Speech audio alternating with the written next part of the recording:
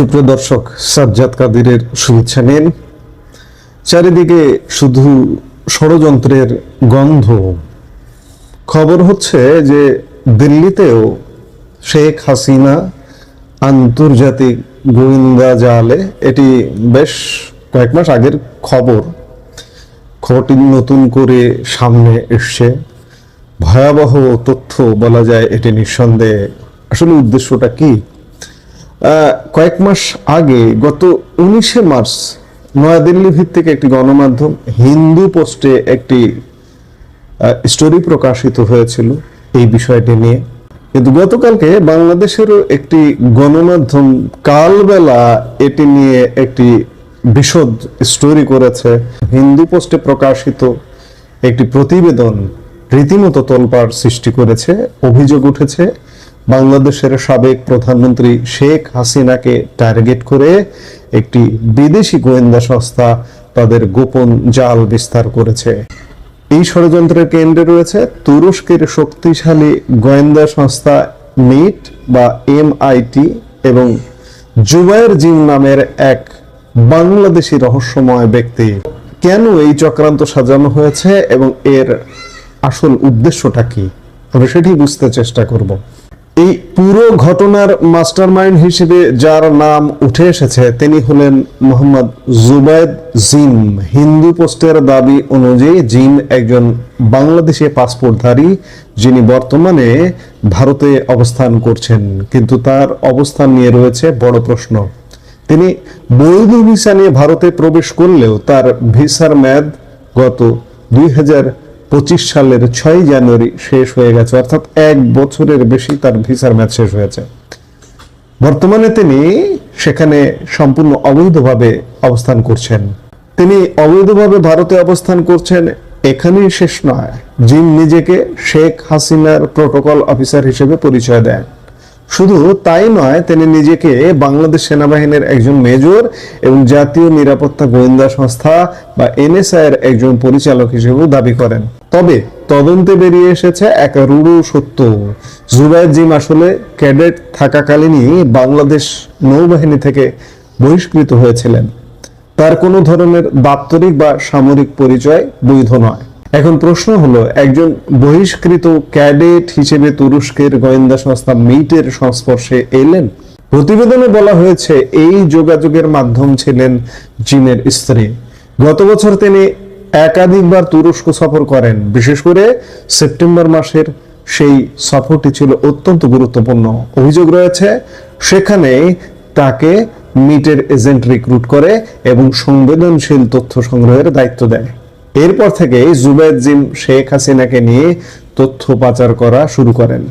শেখ হাসিনা বর্তমানে ভারতে কোথায় আছেন, তার ব্যক্তিগত যোগাযোগ মাধ্যম কি, তিনি কার কার সাথে কথা বলছেন, এই প্রতিটি অতি গোপনীয় তথ্য জিম তুরস্কের গোয়েন্দা সংস্থার কাছে পৌঁছে দিচ্ছেন বলে অভিযোগ উঠেছে। এখন প্রশ্ন আসছে যে এই নজরদারির উদ্দেশ্য কি? হিন্দু পোস্টের তথ্য অনুযায়ী এর পেছনে রয়েছে এক গভীর, বিপজ্জনক ও ভূ রাজনৈতিক চাল।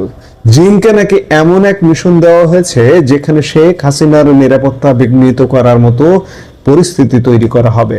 আর এর সবচেয়ে ভয়াবহ দিক হলো, যদি শেখ হাসিনার নিরাপত্তার কোনো ঘাটতি দেখা দেয় তবে এর দায় চাপানো হবে সরাসরি ভারত সরকারের ওপর। অর্থাৎ দুই প্রতিবেশী দেশের মধ্যে আস্থার সংকট তৈরি করা এবং ভারতের নিরাপত্তা ব্যবস্থাকে বিশ্বমঞ্চে প্রশ্নবিদ্ধ করাই এই অভিযানের অন্যতম লক্ষ্য। ষড়যন্ত্রকারীদের লক্ষ্য এখানেই শেষ নয়, এই ষড়যন্ত্রের জাল আরো বিস্তৃত। হিন্দু পোস্টের প্রতিবেদনে মোহাম্মদ ইউনূসের নামও জড়িয়েছে। অভিযোগ করা হয়েছে জিম একটি চীনা প্রযুক্তি সংস্থার সাথে বহুজাতিক টেলিকমিউনিকেশন চুক্তির মধ্যস্থতাকারী হিসেবে কাজ করেছেন।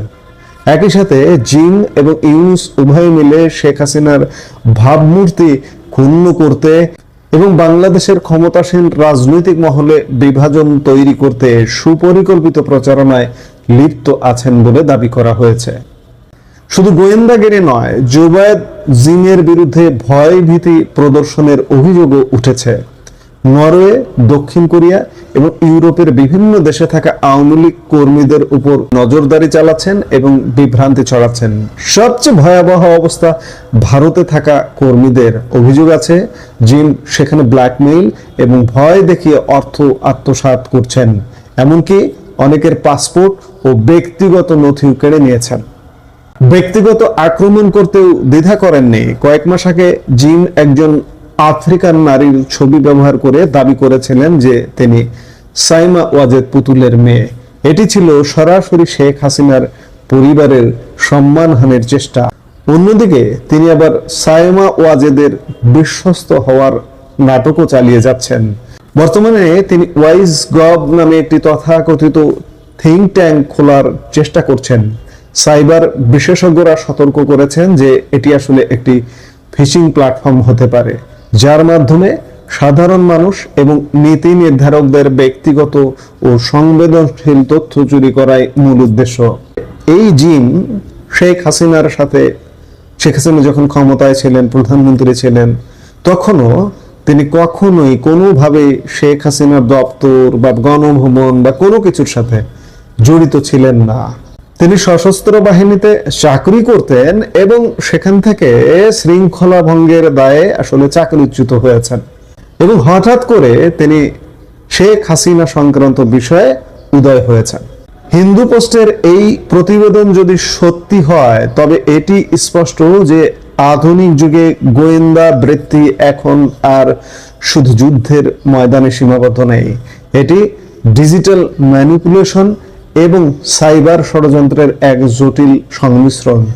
দক্ষিণ এশিয়ার স্থিতিশীলতা রক্ষায় এবং ব্যক্তিবর্গের নিরাপত্তা নিশ্চিত করতে সংশ্লিষ্ট দেশগুলোর এখনই এই অভিযোগগুলো গভীরভাবে তদন্ত করা প্রয়োজন। এবং একই সাথে বলবো, আওয়ামী লীগের নেতা কর্মী যারা দেশে বিদেশে আছেন এবং শেখ হাসিনারও নিরাপত্তা আরো জোরদার করা উচিত, কারণ তার অবস্থান কিংবা আওয়ামী লীগ নেতাদের ব্ল্যাকমেইল যাতে না করতে পারে। আওয়ামী লীগ নেতাদের সোজা কথা আরো সচেতন ভাবে তাদের অ্যাক্টিভিটিস করতে হবে, মুভমেন্ট করতে হবে। অপরিচিত, চিনি না জানি না, পরিচয় নিশ্চিত না হয়ে কোনো কর্মে লিপ্ত হওয়া যাবে না। যার কারণে এই যে অনেক আওয়ামী লীগ নেতা কর্মী সাফার করেছেন এই জিন দ্বারা, এরকম শত শত হাজার হাজার জিন কিন্তু আছে। কাজেই সচেতনতাই হচ্ছে মুক্তির একমাত্র উপায়। এই মুহূর্তের ভিডিও থেকে বিদায় নিতে চাইছি। সবাই ভালো থাকুন, সুস্থ থাকুন। দেখা হবে পরবর্তী ভিডিওতে। আমাদের ভিডিওগুলো নিয়মিত